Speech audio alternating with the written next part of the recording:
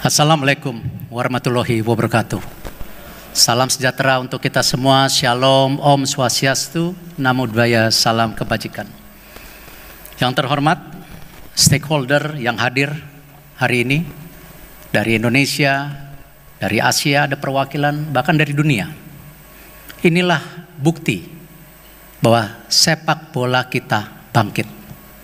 Inilah bukti kita mulai kembali dipercaya. Tapi ini semua bukan hanya kita, tapi karena semua yang percaya sepak bola Indonesia.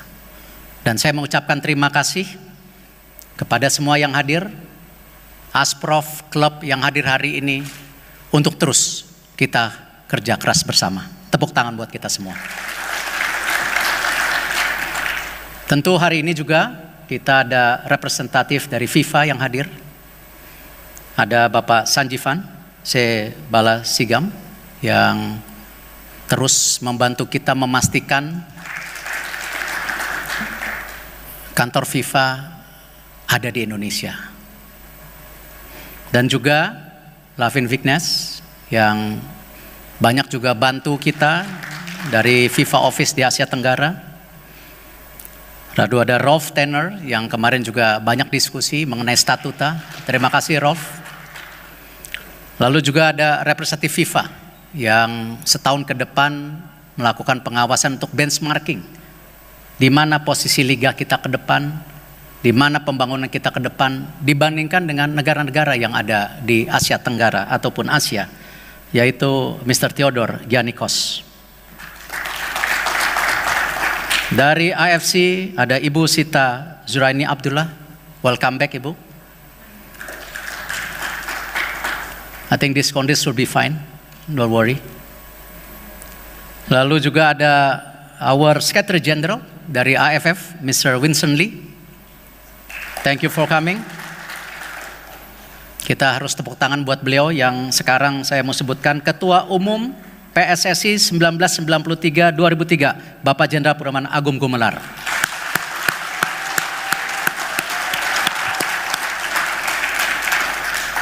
Terima kasih Pak Agung bisa hadir. Banyak memori kita ya Pak ya. Lalu juga Ketua Umum KONI, Bapak Letnan Jenderal TNI, Bapak Marsiono Norman. Terima kasih Pak atas kehadirannya. Tentu mohon izin Pak Menpora teks saya, beliau ada kegiatan di Brazil, ada di BRICS, jadi beliau tidak bisa hadir. Bukan berarti beliau tidak mendukung karena dananya udah cair. Lalu perwakilan dari KOI, Bapak Hari Warga Negara, terima kasih, salam buat Ketua KOI. Lalu juga hari ini kita mengundang juga kehadiran Ketua Komite Banding, Bapak Ali Murkartono. Ketua Komite Etik, Bapak Komjen Polisi Dr. Andes Suwardi Ilyus. Lalu Komite Disiplin, Bapak Eko Hendro Prasetyo. Dan tentu para exco yang hadir di sini, ada Wakil Ketua 1, Bapak Zainuddin Amali. Berdiri dong Pak, kan bekas Menpora juga Pak. Atau Bapak perwakilan Menpora hari ini?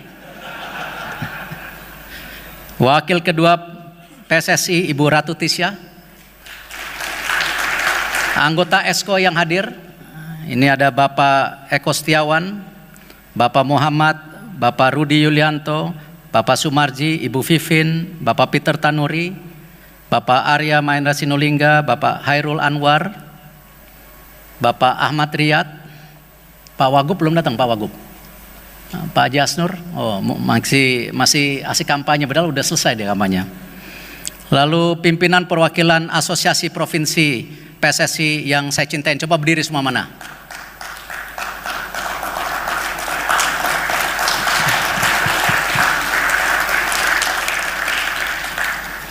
Lalu juga ada Federasi Futsal Indonesia yang sebentar lagi tentu ini akan catatan, akan menjadi Asosiasi Futsal Indonesia, sehingga tidak ada lagi dualisme di futsal.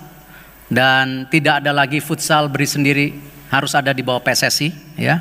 Apalagi sedang merayu-rayu futsal mau bid kejuaraan Piala Dunia Futsal tahun 2028, jadi harus di bawah kita pastinya. Asosiasi Sepak Bola Pantai Indonesia, Asosiasi Sepak Bola Wanita,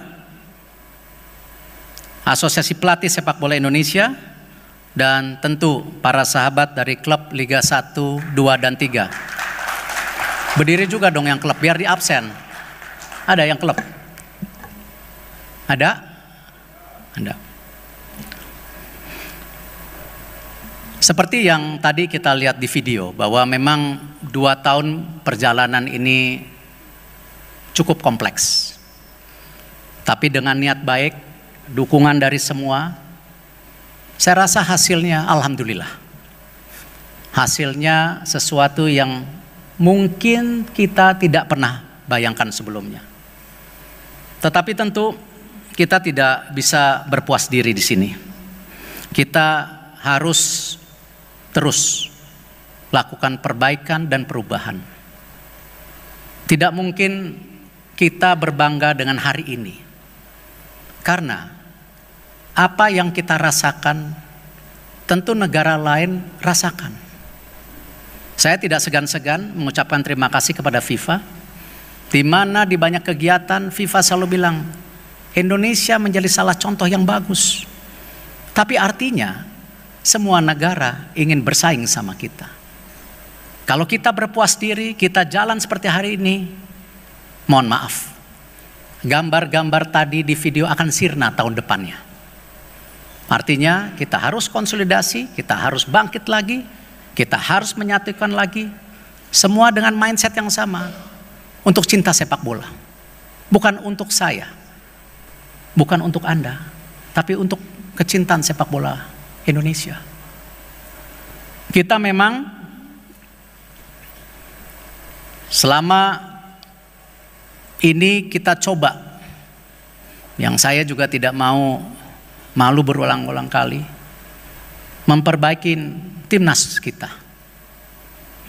Hari ini kita sudah punya strata dari U17, U20, U23 sampai senior. Dan para pelatihnya kelas dunia. Kita akan create talent pool buat tim nasional kita. Sehingga apa? Tidak satu generasi ke generasi lain terputus. Dengan kerja keras pun, banyak negara di Eropa pun yang dulu bicara generasi emas terputus. Apalagi kita. Nah, disinilah kenapa tim nasional jangan dilihat kemewahannya, tapi juga komitmen para individu yang ada di tim nasional mau bantu Indonesia. Mereka datang di sini dengan tangan terbuka karena mereka yakin Indonesia bisa. Dan tentu kita tidak cukup membangun tim prianya. Kita bangun wanitanya. Banyak yang pesimis, hasilnya ada.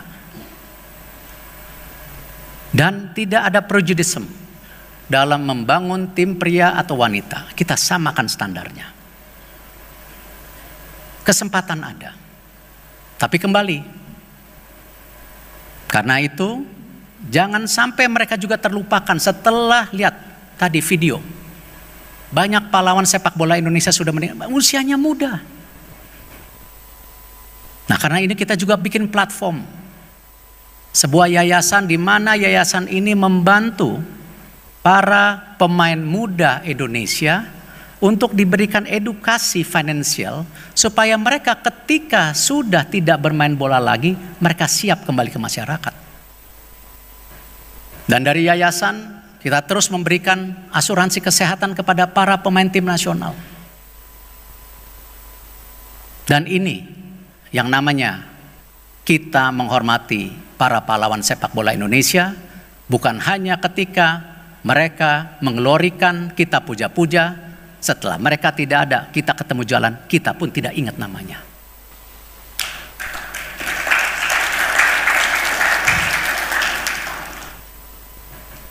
Kita juga terus memperbaiki tata kelola. Keuangan menjadi hal yang sangat penting.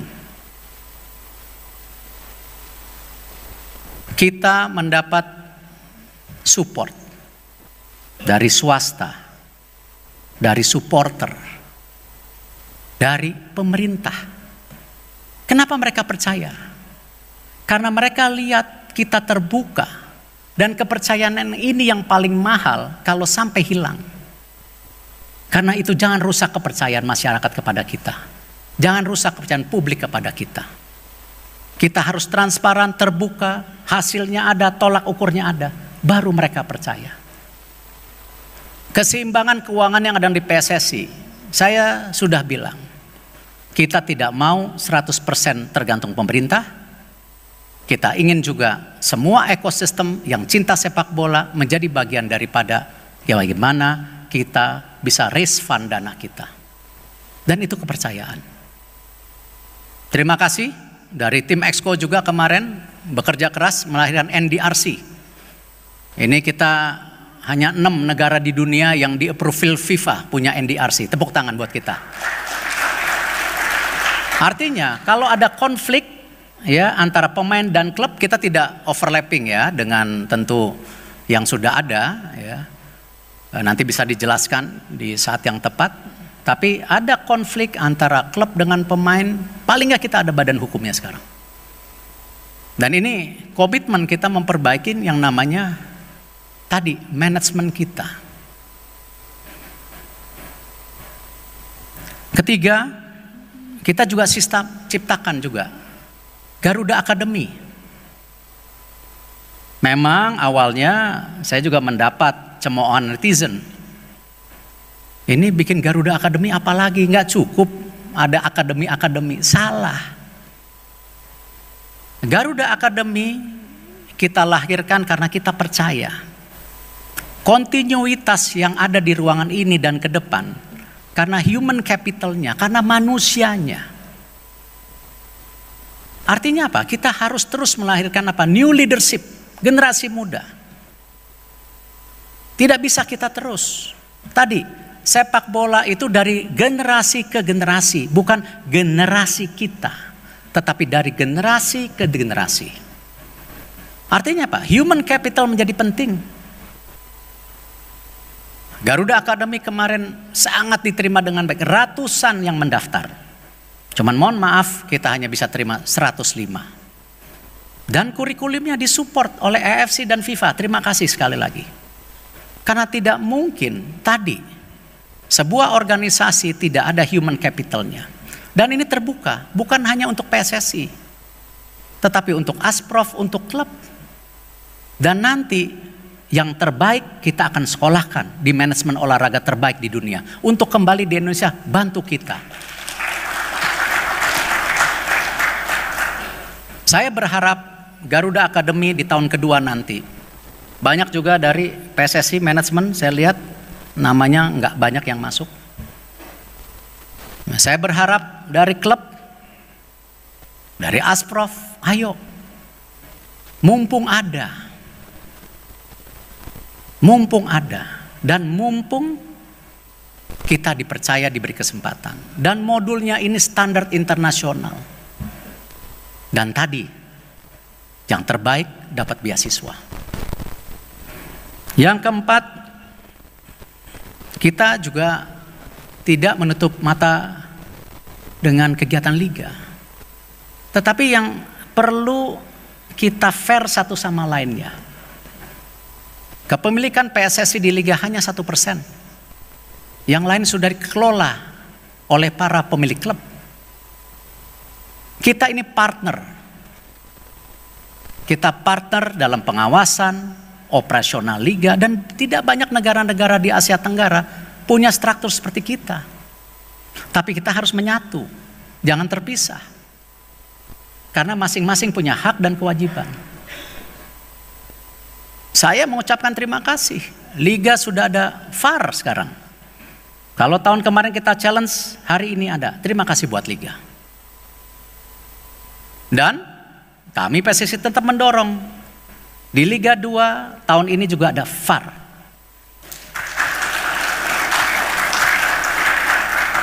Kami dari PSSI tidak sempurna. Kami punya kekurangan. Di perwasitan kami terus improve. Kami terus perbaikin. sangat terbuka untuk kita diskusi, saran. Ini bagian dari apa tadi? Manajemen yang terkonsolidasi bersama. Dan ini semua buat kita. Buat kebaikan sepak bola Indonesia. Semua hal yang kita sampaikan baik, tetapi ada yang tertinggal. Disinilah kenapa kongres hari ini penting. Karena kita ingin kembali memperbaiki pondasi daripada struktur sepak bola Indonesia. Yaitu dengan kita coba improvisasi bagaimana peran dari Asprof ke depan makin lebih kuat, makin lebih besar, tetapi harus jalan seiring dengan pemerintah. Karena ini bagian konsolidasi. Bagian konsolidasi kita sama memperbaiki bagaimana grassroots itu terus tumbuh. Dan peran Asprof ke depan siap? Kita akan perkuat. Kita pastikan kita support Asprof. Ini bukan politis. Ya, tetapi ini buat masa depan sepak bola Indonesia, buat anak-anak kita di daerah yang harus punya kesempatan sama dengan yang ada di daerah lain. Saya juga berharap ada keseimbangan klub. Yes, ada Liga 1, Liga 2. Tapi bagaimana dengan ratusan klub di daerah? Ini yang kita ingin perbaikin juga. Membangun sepak bola Indonesia tidak bisa sendiri. Kita harus sama-sama. Dan karena itu, saya juga tidak segan-segan mengucapkan terima kasih kepada pemerintahan Bapak Presiden Pak Prabowo Subianto. Kenapa Pak? Konkret. Melalui Kemenporanya membantu pendanaan. Permendagri sudah keluar. Supaya apa? Terjadi soliditas di daerah. Belum lagi proses daripada percepatan pemain. Kementerian Hukum membantu. Imigrasi membantu. Lalu DPR membantu. Semuanya bagian sebuah ekosistem yang memang kita harus sama-sama, tidak bisa kita terpisah. Dan hari ini kembali saya ingin tegaskan bahwa kerja keras ini kembali bukan kerja keras individu. Ini kerja keras kita bersama. Saya berharap kita melangkah bersama seiring, dan insya Allah mimpi kita tentu bismillah kalau sampai besok kita menang masuk playoff,